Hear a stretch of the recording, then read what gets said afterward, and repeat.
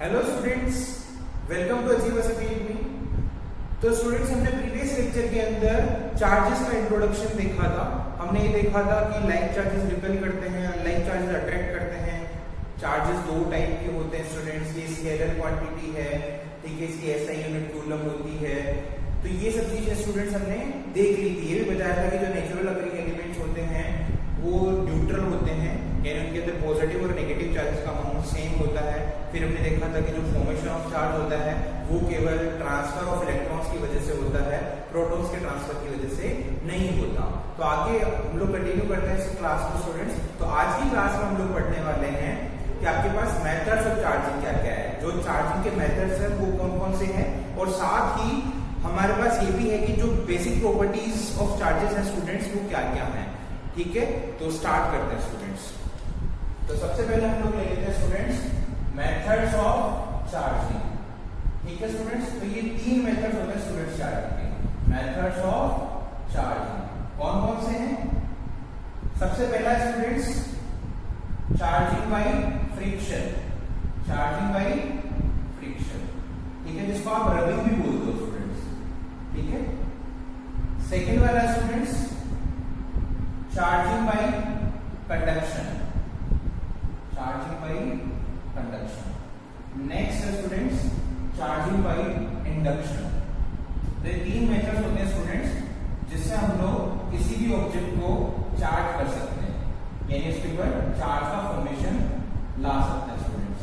ठीक है, अब देखो ये तीन मेथड है। इसका सबसे पहला है चार्जिंग बाय फ्रिक्शन। तो यानी दो ऑब्जेक्ट को आपस में रब करके उनको चार्ज किया जाता है स्टूडेंट्स।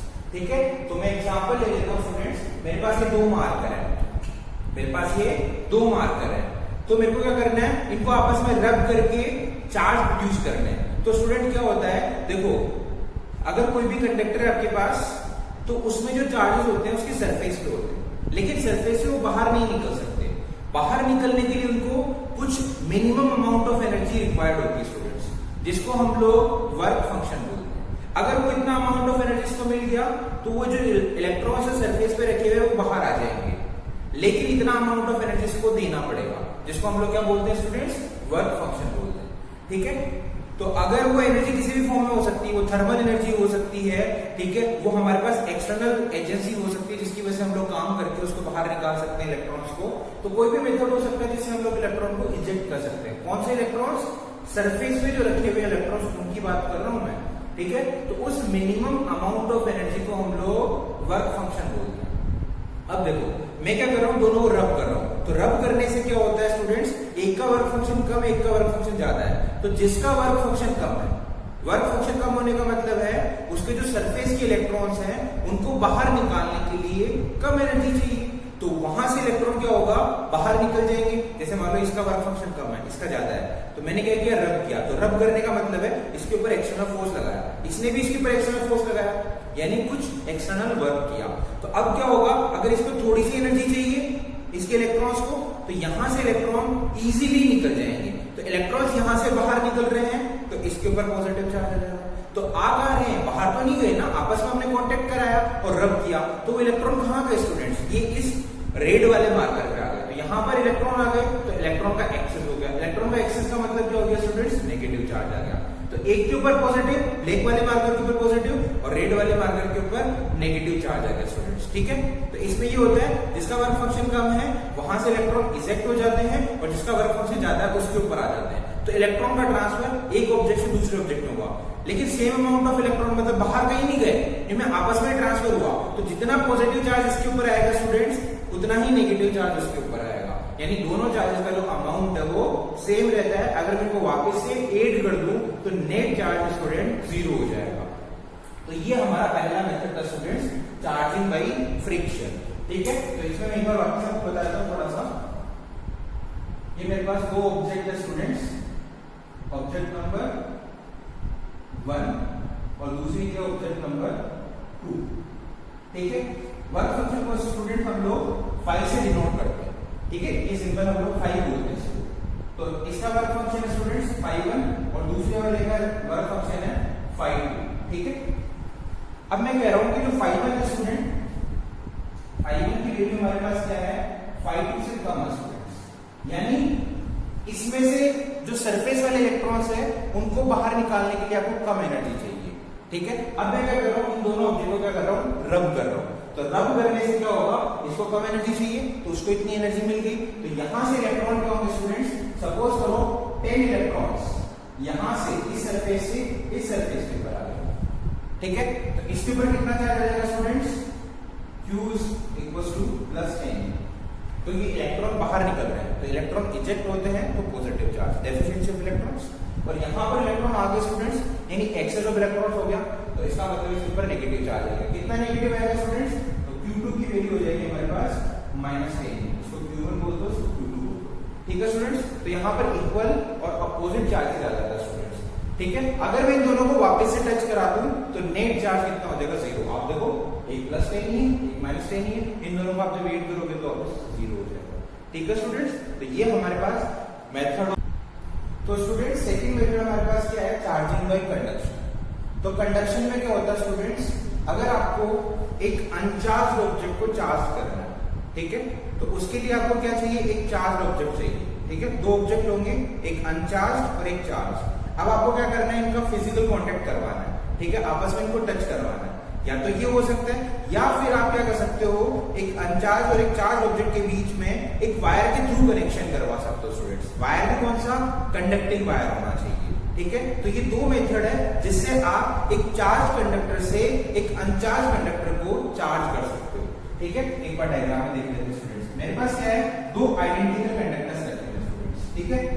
ये कंडक्टर नंबर 1 है, ये कंडक्टर नंबर 1 है स्टूडेंट्स, ये कंडक्टर नंबर 2 है, ठीक है। अच्छा, दोनों आइडेंटिकल है। आइडेंटिकल का मतलब है अगर ये दोनों आपके पास स्फीयर्स है, मेटेलिक स्फीयर्स, तो इनकी रेडियस भी सेम है स्टूडेंट, ठीक है।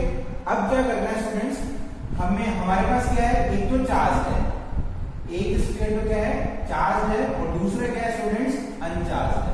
एक चार्ज है और एक अनचार्ज है। तो आप चाहो तो इन दोनों के बीच में एक कंडक्टिंग वायर लगा सकते हो। इससे क्या होता है स्टूडेंट्स, जो चार्ज ऑब्जेक्ट है उसमें से जो एक्सेस ऑफ चार्ज है वो वहां से, जहां पे वो ज्यादा है वहां से वो वहां जाता है जहां पर वो बिल्कुल नहीं है या कम है, ठीक है। तो हम लोग ये बोल सकते हैं कि यहाँ पे चार्जेस का ट्रांसफर होगा, क्यों, क्योंकि आइडेंटिकल है। तो चार्जेस का ट्रांसफर ऐसे होता है स्टूडेंट्स कि रीडिस्ट्रीब्यूशन के बाद में दोनों ऑब्जेक्ट के चार्जेस सेम हो जाएंगे। वापिस से सुनना मैं क्या कह रहा हूँ, अगर आपके पास आइडेंटिकल स्फीयर है स्टूडेंट्स, मैं मान लेता हूँ कि इसके ऊपर Q चार्ज है। हमने क्या किया, एक मेटलिक वायर से या कंडक्टिंग वायर से दोनों को जोड़ दिया। इस कंडीशन में क्या होगा, जो एक्सेस ऑफ चार्ज है वो यहां से ट्रांसफर होकर वहां जाएगा जहां बिल्कुल भी नहीं है। कब तक जाएगा स्टूडेंट, जब तक कि दोनों में चार्जेस इक्वल नहीं हो जाए। तो ये जब चार्जिंग पूरी हो जाएगी तब इसके ऊपर भी कितना हो जाएगा स्टूडेंट्स, Q/2 चार्ज आ जाएगा, और इसके ऊपर भी कितना आ जाएगा, Q/2 चार्ज आ जाएगा स्टूडेंट्स। तो यहाँ पर या तो आप इनके बीच में एक वायर के थ्रू, कंडक्टिंग वायर के थ्रू कांटेक्ट करवाते हो, या फिर आप क्या करते हो स्टूडेंट्स, दोनों को टच करवा देते हो स्टूडेंट्स, ठीक है। तो टच होने से भी क्या होगा, जो एक्सेस ऑफ इलेक्ट्रॉन्स है, जैसे इसमें जो ज्यादा रखे हुए थे इलेक्ट्रॉन्स, वो वहां जाएंगे जहां बिल्कुल भी नहीं है। कब तक जाएंगे, जब तक कि दोनों इक्वल नहीं हो जाते स्टूडेंट्स। तो इस मेथड को हम लोग बोलते हैं चार्जिंग बाय कंडक्शन, ठीक है स्टूडेंट्स, आ गया समझ में। अब मैं एग्जांपल लेता हूं। अच्छा, इसमें जरूरी नहीं है देखो अनचार्ज भी हो, ये तो ऐसा था कि हाँ एक ऑब्जेक्ट है जो अनचार्ज है उसको मेरे को चार्ज करना है, तो ये एग्जांपल मैंने लिया। अगर ऐसा हो कि एक के ऊपर नेगेटिव चार्ज है, एक के ऊपर पॉजिटिव चार्ज है, और दोनों आइडेंटिकल स्फीयर्स हैं, तो उस कंडीशन में आपके पास बाद में जब मैं इनको टच कराता हूं तो नेट चार्ज कितना आ जाएगा। तो स्टूडेंट्स क्या है कि जो नेट चार्ज आएगा है ना, वो क्या होगा स्टूडेंट्स, आपके पास ये देखो एक पॉजिटिव एक नेगेटिव है, दोनों का सम कर दो, तो सम मतलब नेट पहले कितना हुआ, ठीक है, उसका आधा आधा हो जाएगा। जैसे मैं एग्जांपल ले रहा हूं, एक मेरे पास Q1 है +2 कूलम, स्टूडेंट्स Q2 है मेरे पास -1 कूलम, है ना। अब क्या कर रहा है, मैंने दोनों को टच करा दिया। जब दोनों को टच कराते हैं स्टूडेंट्स, तो नेट चार्ज कितना होगा आप बताओ, नेट चार्ज कितना हो जाएगा, Q नेट मेरे पास हो जाएगा +1 कूलम। अब इसको आधा आधा, यानी अब जो मेरे पास फाइनल चार्ज आएगा Q1 डेज, इसकी वैल्यू हो जाएगी स्टूडेंट्स 1/2 कूलम, और Q2 डेज हो जाएगा वो भी स्टूडेंट्स मेरे पास 1/2 कूलम। यानी आधा आधा होगा। तो क्या करो, दोनों को 8 कर दो, नेट चार्ज कितना बन रहा है, उस नेट चार्ज का आधा आधा हो जाएगा स्टूडेंट्स। ठीक है, तो ये मेथड हमारे पास कौन सा स्टूडेंट्स, ये है चार्जिंग बाय कंडक्शन। ठीक है, क्लियर है चीज।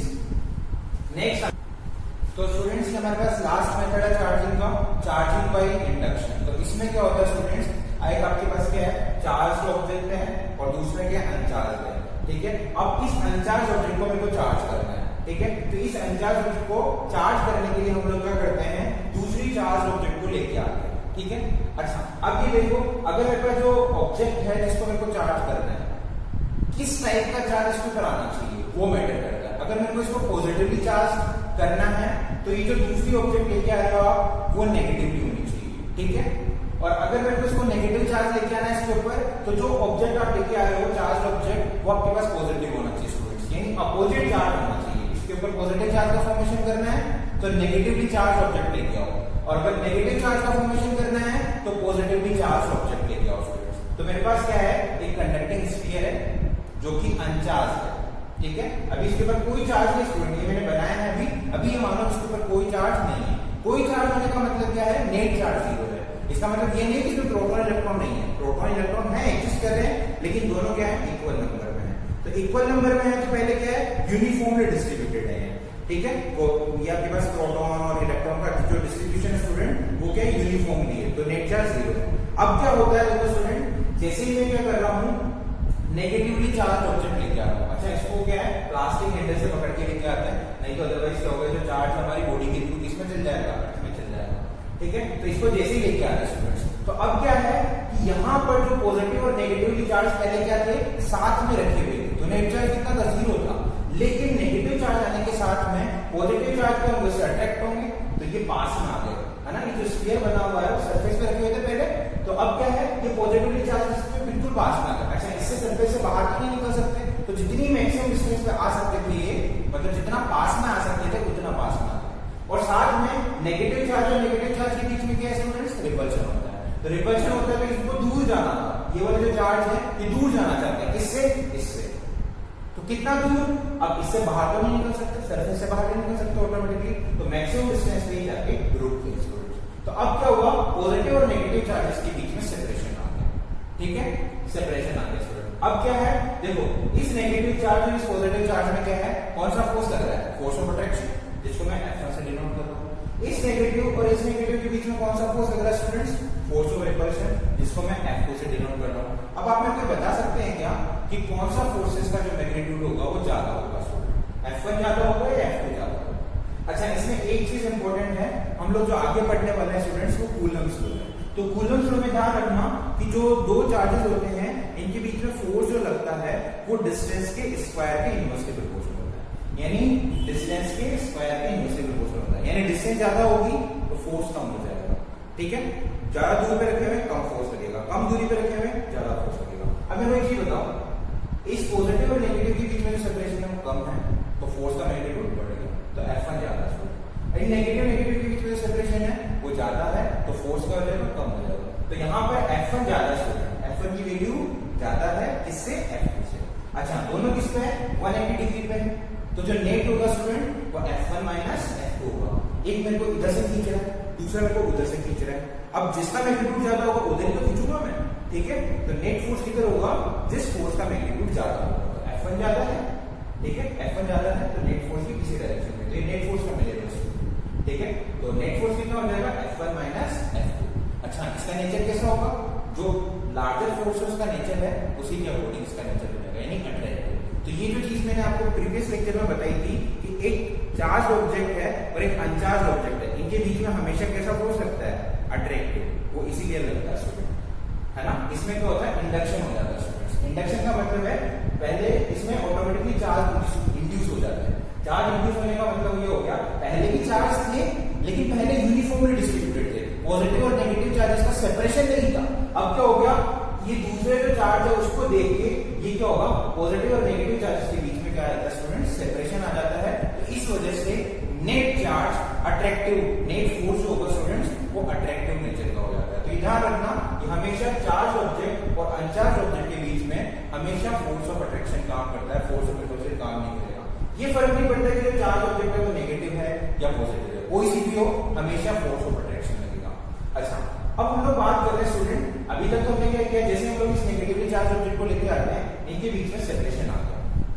अब क्या होगा, हम लोग क्या करते हैं स्टूडेंट्स, इस जो दूसरी सरफेस है ना, दूसरी साइड है इस सरफेस की, इस स्फीयर की, उसको हम लोग एक वायर के थ्रू क्या कर देते हैं, इसको अर्थ कर देते हैं, अर्थिंग कर देते हैं। अर्थिंग का मतलब ये होता है स्टूडेंट्स, जो भी एक्सेस ऑफ चार्ज होता है वो कहां चल जाता है, अर्थ में चल जाता है। ठीक है, तो अर्थ क्या करती है, जितना भी एक्सेस ऑफ चार्ज है उसको अट्रैक्ट कर लेती है।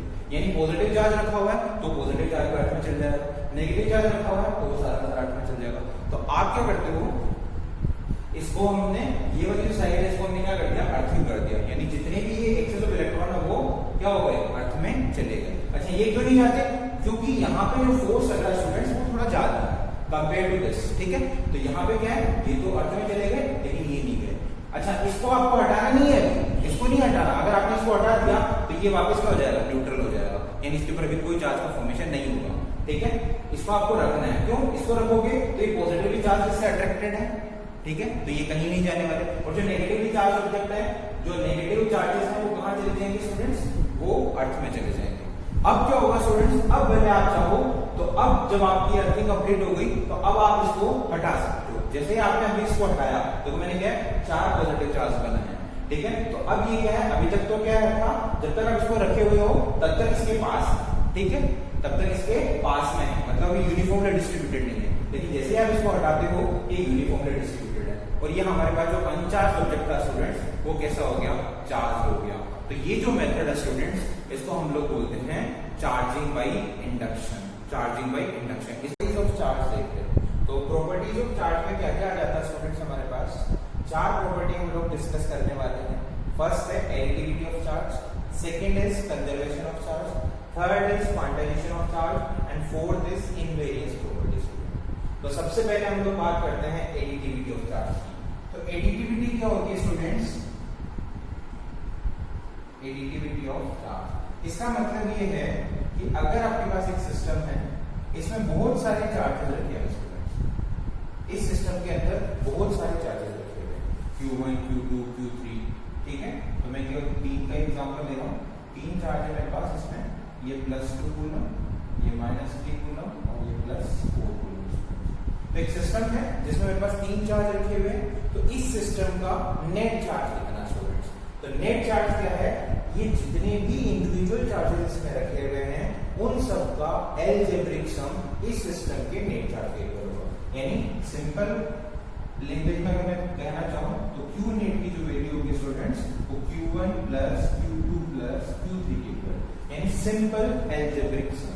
क्यों अलजेब्रिक सम स्टूडेंट, क्योंकि जो चार्ज है वो स्केलर क्वांटिटी होती है स्टूडेंट्स। ठीक है, लेकिन यहाँ पे ध्यान रखना है पॉजिटिव नेगेटिव साइन तो आपको लेने पड़ेंगे, क्योंकि पॉजिटिव नेगेटिव जो है वो इसकी पोलैरिटी होती है, तो इसको आप छोड़ नहीं सकते स्टूडेंट, इसको आपको लेना ही पड़ेगा।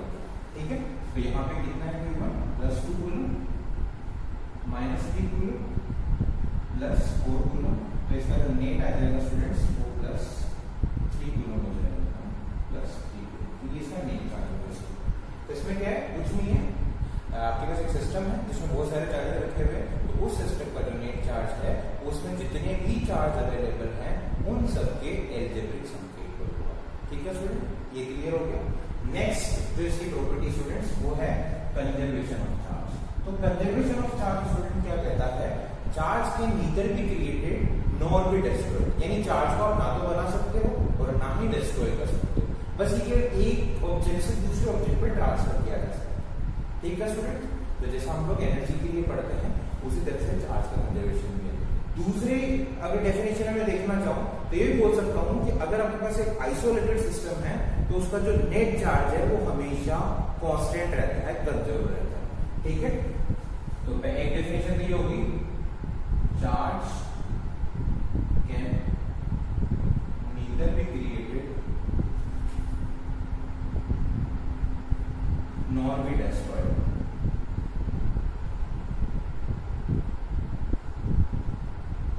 It can be transferred only.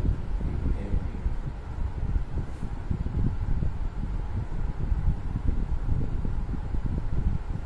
ठीक है स्टूडेंट्स, या फिर ये बोल सकता हूं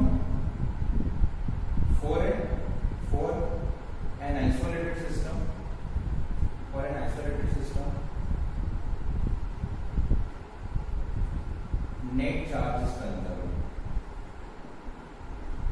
इसका मतलब क्या है देखते हैं स्टूडेंट्स, ठीक है। तो मैं बात कर रहा हूँ, इसको मिटा दूं, आप एक बार स्क्रीनशॉट ले लो इसका, तो कंजर्वेशन ऑफ चार्ज क्या होता है स्टूडेंट्स, कि चार्ज का आप ना तो क्रिएट कर सकते हो ना ही डिस्ट्रॉय कर सकते हो। इसकी जो दूसरी डेफिनेशन है, for an isolated system net charge is conserved, ठीक है। नेट चार्ज कंजर्व्ड है यानी नेट चार्ज कांस्टेंट है। तो इसका मतलब क्या हुआ, आपके पास क्या है स्टूडेंट्स, एक सिस्टम है जो कि कैसा है, आइसोलेटेड है। आइसोलेटेड का मतलब क्या होता है स्टूडेंट्स, कि इसमें जो चार्ज रखे हुए वो बाहर नहीं जा सकते और बाहर वाले जो चार्ज है वो अंदर नहीं आ सकते, ठीक है।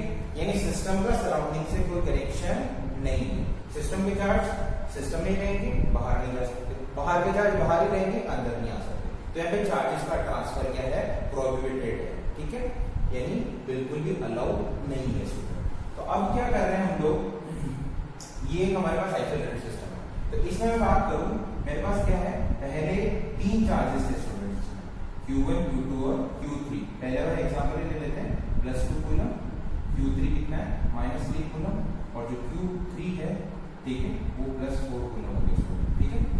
अब क्या है, इसको अगर मैं किसी दूसरे स्टेट में लेके जाता हूँ, अगर ये मान लो एक स्टेट 1 में रखा हुआ, ठीक है, इसको मैं उठा के दूसरी जगह ले जाता हूँ, इसमें कुछ आपस में मैंने इसको क्या कर दिया, मिक्स कर दिया या इसको शेक कर देता हूँ, तो उस कंडीशन में क्या हो गया, इसकी स्टेट चेंज हो गई, सपोज करो, ठीक है।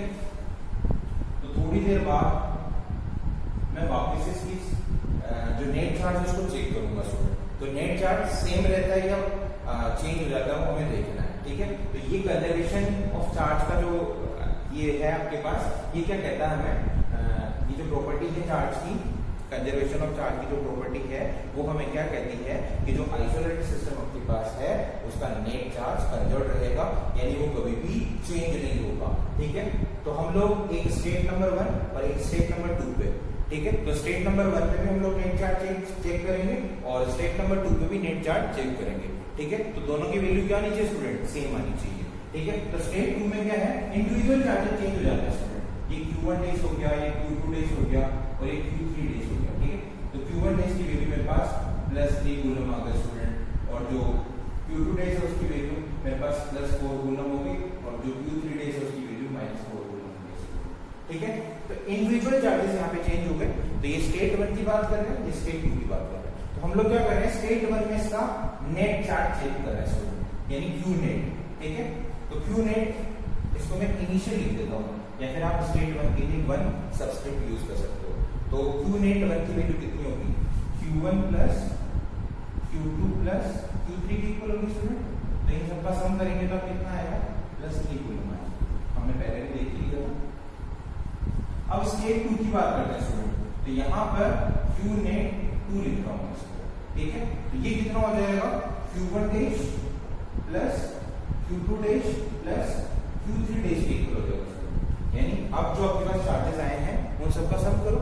तो उन सबका सम करते हैं स्टूडेंट, तो अभी भी आपके पास +3 +4 -4, तो अभी भी आपके पास नेट चार्ज कितना आ रहा है स्टूडेंट, +3, ठीक है। तो इसका मतलब क्या है, कि यहां से अंदर से चार्ज बाहर नहीं है, बाहर से चार्ज अंदर नहीं है, तो ये इनमें आपस में ही ट्रांसफर हुआ स्टूडेंट्स, ठीक है। तो इंडिविजुअल चार्जेस यहाँ पे चेंज हो सकते हैं, लेकिन जो सिस्टम का नेट चार्ज है, सिस्टम का नेट चार्ज का मतलब इन सबका सम वो सेम रहना चाहिए।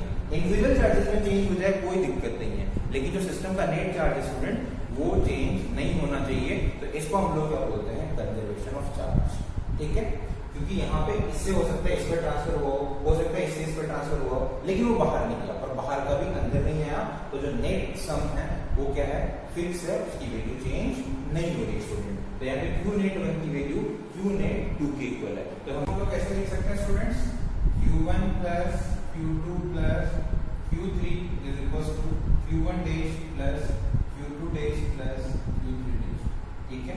तो ये हमारे पास कंजर्वेशन ऑफ चार्ज खत्म हो गया।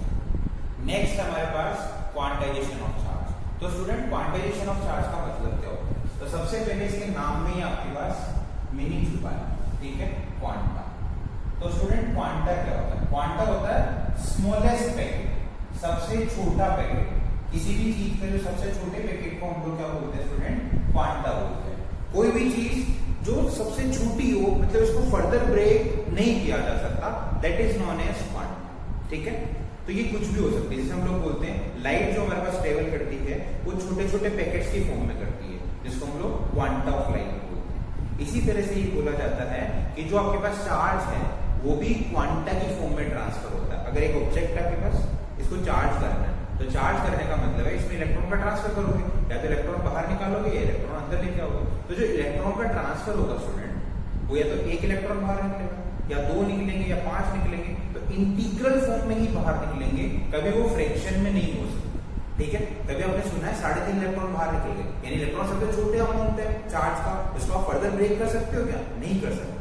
ठीक है, तो कभी आपने सुना है 3.5 इलेक्ट्रॉन बाहर निकल गए या 3.25 अंदर आ गए, ठीक है, नहीं कर सकते ना। तो यानी इसका मतलब है कि किसी भी ऑब्जेक्ट के ऊपर जो चार्ज आता है वो इलेक्ट्रॉन के ट्रांसफर की वजह से आता है, और जो इलेक्ट्रॉन का ट्रांसफर होगा वो हमेशा इंटीग्रल फॉर्म में होगा, 1 इलेक्ट्रॉन, 2 इलेक्ट्रॉन, 3 इलेक्ट्रॉन। तो इलेक्ट्रॉन के ऊपर जो चार्ज है स्टूडेंट वो सबसे छोटा चार्ज है, तो इसको हम लोग क्या बोलते हैं? क्वांटा ऑफ चार्ज, यानी सबसे छोटा पैकेट चार्ज का। तो जो चार्ज का ट्रांसफर हो रहा है किसी भी ऑब्जेक्ट में से, चार्ज बाहर निकल रहा है या चार्ज अंदर आ रहा है, तो उन छोटे छोटे पैकेट्स की फॉर्म में निकलेगा, या तो छोटे छोटे पैकेट्स की फॉर्म में बाहर निकलेगा या अंदर आएगा। उनसे फर्दर आप उनको ब्रेक नहीं कर सकते। तो इन छोटे छोटे पैकेट्स को हम लोग क्या बोलते हैं? क्वांटा। तो जो चार्ज होता है वो क्या होता है? क्वांटा की फॉर्म में होता है, और जो क्वांटा ऑफ चार्ज है उसको हम लोग बोलते हैं चार्ज ऑन इलेक्ट्रॉन, यानी इलेक्ट्रॉन के ऊपर जो चार्ज होता है स्टूडेंट वो सबसे छोटा चार्ज होता है, उसको क्वांटा ऑफ चार्ज होता है। ठीक है, तो मैंने क्या किया, एक ऑब्जेक्ट है, इसके ऊपर पॉजिटिव चार्ज लेके आना है, तो अगर मैं से 1 इलेक्ट्रॉन बाहर निकलता हूँ तो इसमें से +1 ई चार्ज आ जाएगा, 2 इलेक्ट्रॉन बाहर निकालता हूँ तो +2 ई चार्ज आ जाएगा, n इलेक्ट्रॉन बाहर निकालता हूँ तो +n ई चार्ज आ जाएगा। कभी इसमें से 2.5 इलेक्ट्रॉन, 4.5 इलेक्ट्रॉन या 3.25 इलेक्ट्रॉन बाहर नहीं निकल सकते। ठीक है, तो 1 इलेक्ट्रॉन, 2 इलेक्ट्रॉन या n इलेक्ट्रॉन बाहर आएंगे। अगर मैं n इलेक्ट्रॉन बाहर निकालता हूँ तो इसके ऊपर स्टूडेंट +n ई चार्ज आ जाएगा, यानी Q +n ई। सिमिलरली अगर मैं इसको नेगेटिवली चार्ज करना चाहता हूं तो मैं इलेक्ट्रॉन इसको सप्लाई करूंगा। अगर मैं 1 इलेक्ट्रॉन सप्लाई करता हूं तो इसके ऊपर -1 ई चार्ज, 2 इलेक्ट्रॉन का सप्लाई करता हूं तो -2 ई चार्ज, n इलेक्ट्रॉन सप्लाई करता हूं तो -n ई चार्ज। तो अगर n इलेक्ट्रॉन का ट्रांसफर हो रहा है तो इसके ऊपर नेट चार्ज कितना हो गया? -n ई। ठीक है, तो n क्या है यहाँ पे स्टूडेंट? इंटीजर है, और e क्या है? चार्ज और इलेक्ट्रॉन। तो यानी किसी भी ऑब्जेक्ट पर जो चार्ज आ रहा है वो क्या होगा? इलेक्ट्रॉन के चार्ज का इंटीग्रल मल्टीपल। ठीक है, तो क्या होगा? इंटीजर, तो ये मल्टीप्लाई हो रहा है ना e के साथ, और e क्या है? चार्ज और इलेक्ट्रॉन। ठीक है, तो हम लोग इसको कंबाइन करके लिख सकते हैं Q +−n, यानी किसी भी ऑब्जेक्ट पर जो चार्ज है वो इलेक्ट्रॉन के चार्ज का, e क्या है? चार्ज ऑन इलेक्ट्रॉन, उसका क्या है? Integral multiple. n क्या है? इंटीजर है। ठीक है, तो हम लोग एग्जांपल ले लेते हैं। हमारे पास 3 चार्ज दे रखे हैं स्टूडेंट, Q1, Q2 और Q3। ठीक है, Q1 है 3.2 × 10⁻19 कूलम, Q2 है 4 × 10⁻19 कूलम, Q3 की वैल्यू है 6.4 × 10⁻19 कूलम। तो हमें चेक करना है कि कौन सा चार्ज एग्जिस्ट करता है, कौन सा नहीं करता स्टूडेंट। मैंने कर रखा है, अब मैं एक्सप्लेन कर देता हूं आपको। तो हमें क्या करना है? सबसे पहले इस Q2 किसके इक्वल करना है स्टूडेंट? n e के इक्वल कर देना। जो भी चार्ज आपको दे रखा है उसको किसके इक्वल कर देना? n e के इक्वल कर देना। ठीक है, तो यहाँ पे क्या है? e क्या है? चार्ज और इलेक्ट्रॉन, तो e की वैल्यू आप रख दो। अब यहाँ से आपको n कैलकुलेट करना है। अगर n की वैल्यू आपके पास इंटीजर आ जाती है स्टूडेंट, तो यानी इसका मतलब आपको जो चार्ज गिवन है वो सही है, और n की वैल्यू इंटीजर नहीं आती है तो जो गिवन चार्ज है वो गलत है। ठीक है, तो मैंने क्या किया? Q1 को n के इक्वल कर दिया। तो यहाँ से आप देख रहे हो 1.6 2 टाइम्स आ रहा है, 10⁻19 कैंसिल हो गया। तो यहाँ से n की वैल्यू कितनी आ गई स्टूडेंट? 2 आ गई, इंटीजर है, यानी चार्ज सही है। सेकेंड बार आपने इस दोनों को इक्वल किया तो यहाँ पर ये कैंसिल नहीं हो रहे हैं, और n की वैल्यू जो आ रही है वो फ्रैक्शन में आ रही है स्टूडेंट, जो कि नहीं हो सकती। ठीक है, तो यानी Q2 गलत है। नेक्स्ट हम लोग देखते हैं 6.4 × 10⁻19, तो इसको जब n की इक्वल किया तो यहाँ से n की वैल्यू 4 आ रही है, जो कि सही है, इंटीजर है। तो यानी ये वाला चार्ज सही हो गया स्टूडेंट। अच्छा, अब बात करते हैं कि जो छोटे लेवल पे हम लोग इसको देखते हैं, यानी किसी भी ऑब्जेक्ट के ऊपर जो चार्ज आ रहा है वो 100 इलेक्ट्रॉन के ट्रांसफर की वजह से हो, या 1000, है ना, या मैक्सिमम 10,000 या 1 लाख तक।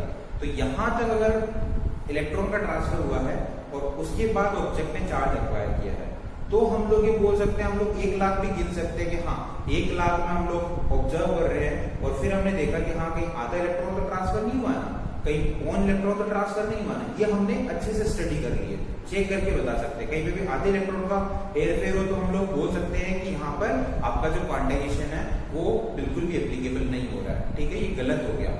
लेकिन अगर बात आ रही है कि किसी ऑब्जेक्ट के ऊपर जो चार्ज है वो कैसे आया है, मतलब 10 करोड़ इलेक्ट्रॉन के ट्रांसफर की वजह से आया है, तो अब आप 10 करोड़ गिनने थोड़ी बैठोगे, नहीं कर सकते ना हम लोग इतना। तो जब मैक्रोस्कोपिक लेवल की बात आती है स्टूडेंट, तो हम लोग क्वांटाइजेशन ऑफ चार्ज को इग्नोर कर देते हैं, मतलब वहां पर हम लोग जज ही नहीं कर सकते 10 करोड़ के अंदर आधे इलेक्ट्रॉन का ट्रांसफर हुआ या नहीं हुआ, हम लोग चेक नहीं कर सकते। तो जब मैक्रोस्कोपिक लेवल की बात आ रही है तो हम लोग क्वांटाइजेशन ऑफ चार्ज को इग्नोर कर देते हैं। लेकिन जब माइक्रोस्कोपिक लेवल की बात हो, मतलब 10,000 1 लाख इलेक्ट्रॉन का ट्रांसफर हो, तो हम लोग ये देख सकते हैं कि उसमें आधे इलेक्ट्रॉन का ट्रांसफर या पॉन इलेक्ट्रॉन का ट्रांसफर तो नहीं हुआ है ना, मतलब वहां पर हम लोग क्वांटाइजेशन को चेक कर सकते हैं कि क्वांटाइजेशन एप्लीकेबल है या नहीं है स्टूडेंट, ठीक है।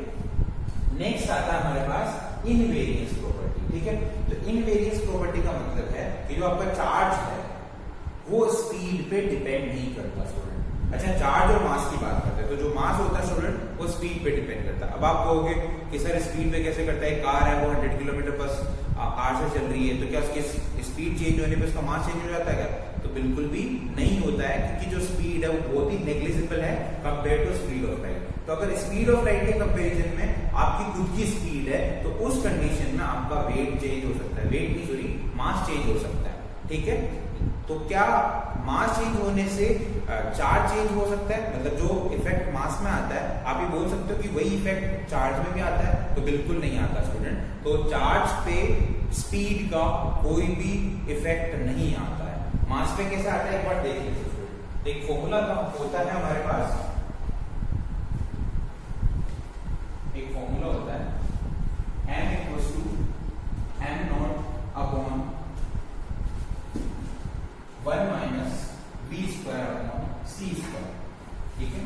तो m equals to m not upon 1 minus v square upon c square का स्क्वायर रूट। तो m नॉट क्या स्टूडेंट यहाँ पे रेस्ट मास, ठीक है। और जो आपके पास m है स्टूडेंट वो क्या है, मूविंग मास, ठीक है, यानी जब ऑब्जेक्ट मूव कर रहा है तो उसका मास है। अच्छा, v क्या है, speed of object, speed of object, ठीक है। और जब आपके पास c है स्टूडेंट वो है स्पीड ऑफ लाइट, ठीक है।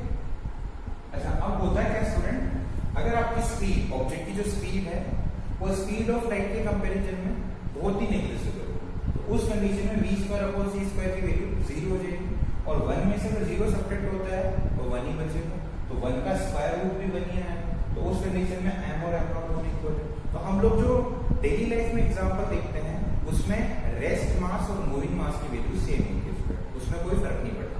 लेकिन अगर आपके पास एक ऐसा ऑब्जेक्ट है जिसकी जो स्पीड है वो स्पीड ऑफ लाइट के कंपेरेबल है, उस कंडीशन में इसकी कोई ना कोई वैल्यू आएगी। सपोज करो अगर ये 0.2 भी आती है, तो 0.2 अगर ये है तो 1 में से 0.2 सब्ट्रैक्ट होगा तो 0.8 बचेगा, तो 0.8 का जो स्क्वायर रूट है वो 1 से छोटा आने वाला है। और अगर आपके पास डिनोमिनेटर में अगर 1 से छोटी वैल्यू है तो आपके पास जो फाइनल वैल्यू बनेगी वो m नॉट से बड़ी बनेगी, यानी मैं बोल सकता हूँ कि m is greater than m not, ठीक है। यानी आपके पास जो मूविंग मास है वो चेंज हो गया रेस्ट मास से, ठीक है। तो ये हम लोग कब देख सकते हैं, जब speed of object is comparable to speed of light, उस कंडीशन में, अदरवाइज नहीं। अच्छा, ये जो हमने फिनोमेना भी मास के केस में देखा है, क्या ये सेम चीज चार्ज के लिए एप्लीकेबल है? हमें ये चीज चेक करनी है। तो इसका मतलब है कि हम लोग क्या पढ़ रहे हैं, effect of speed on charge, on charge, क्या ये चीज एप्लीकेबल है? तो इसका आंसर नहीं, नो इफेक्ट, ठीक है, कोई भी इफेक्ट नहीं होता। तो इसका मतलब है कि अगर मेरे पास रेस्ट चार्ज Q नॉट है और मूविंग चार्ज Q है तो दोनों की वैल्यू स्टूडेंट सेम है। अगर मैं इसको क्या बोलता हूँ, रेस्ट चार्ज बोलता हूँ, और इसको मैं क्या बोलता हूँ, मूविंग चार्ज बोलता हूँ, है ना। तो दोनों की वैल्यू हमेशा क्या रहेगी, सेम आएगी, कोई फर्क नहीं पड़ता कि स्पीड क्या है, ठीक है। Speed comparable to speed of light है या नहीं है, कोई फर्क नहीं पड़ता है दोनों केसेस में। मतलब बहुत हाई स्पीड से जा रहा है तब भी चार्ज की वैल्यू सेम है, बहुत लो स्पीड से जा रहा है तब भी चार्ज की वैल्यू सेम है, रेस्ट पे है तब भी चार्ज की वैल्यू सेम है स्टूडेंट, ठीक है। तो हमारा ये लेक्चर खत्म होता है, नेक्स्ट लेक्चर